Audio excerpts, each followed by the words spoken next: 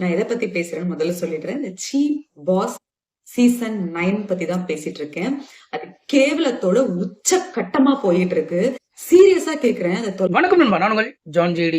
சின்ன தெருலேருந்து பெரிய தெரிய வரும் பார்த்தீங்கன்னா பிக் பாஸ் திட்டது ஆளே இல்லை. ஸோ பப்ளிக்கும் திட்டது ஆளே இல்லை. எனக்கு தெரிஞ்சு வந்து இந்த சீசன் தான் பார்த்தீங்கன்னா ஒரு பாசிட்டிவாக வந்து எந்த விஷயமும் சொன்னாமல் ஒரு நெகட்டிவ் மட்டுமே சொல்லிட்டு இருக்கிற இந்த ஒரு பிக் பாஸ் சீசன் மட்டும் தான். ஸோ அதில் பார்த்தீங்கன்னா இவங்க என்ன சொல்கிற பார்த்தீங்கன்னா, அதாவது வந்து நீங்கள் வந்து அந்த வீடியோ பார்த்துட்டு தானே வந்து நீங்கள் வந்து ஆங்கர் பண்ணிட்டுருங்க. விஜய் சேதுபதி அவங்க கேட்டிருக்காங்க.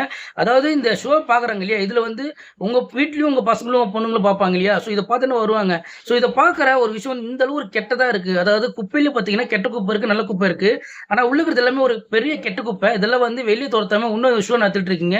ஸோ நீங்கள் வந்து ஒரு விஷயம் பண்ணுறீங்க அப்படின்னா சமுதாயத்துக்கு வந்து ஒரு நல்ல விஷயத்த எடுத்துக்காட்டாக இருக்கணும், நல்ல விஷயம் சொல்கிறதா இருக்கணும். இந்த மாதிரி ஒரு கெட்ட விஷயத்த வந்து நீங்கள் ஆங்கர் பண்ணுறீங்க அப்படின் போது இது எப்படி வந்து நீங்கள் அதாவது ஒரு கெட்டதை சொல்லி அதில் வர்ற பணத்தை வச்சு நீங்கள் உங்களால் எப்படி சாப்பிட முடியுது அப்படின்னு சொல்லி இவங்களுடைய இது வந்து நிறைய விஷயம் கேட்டிருக்காங்க. ஸோ இவங்க மட்டும் இல்லை, பார்க்குற ஆடியன்ஸ் கூட வந்து அந்த அளவுக்கு வந்து இந்த பிக் பாஸ் சீசன் வந்து அவ்வளோ திட்டு இருக்காங்க. இது யாரால தப்பு இல்லை, யார் மேல குத்தம் சொல்றதுன்னு தெரியல. ஏன்னா விஜய் சேதுபதி அவர் செய்யறது வந்து அவருடைய வேலை அப்படின்னு செய்யறாரு. ஸோ அதே சமயத்தில் பார்த்தீங்கன்னா இது ஒரு கெட்ட விஷயமும் வந்துட்டு இருக்குது. ஸோ இது வந்து யார் மேல தப்பு அப்படின்னு நீங்க மறக்காம கமெண்ட் பண்ணுங்க. முடிஞ்ச சேனலை ஃபாலோ பண்ணிக்கோங்க.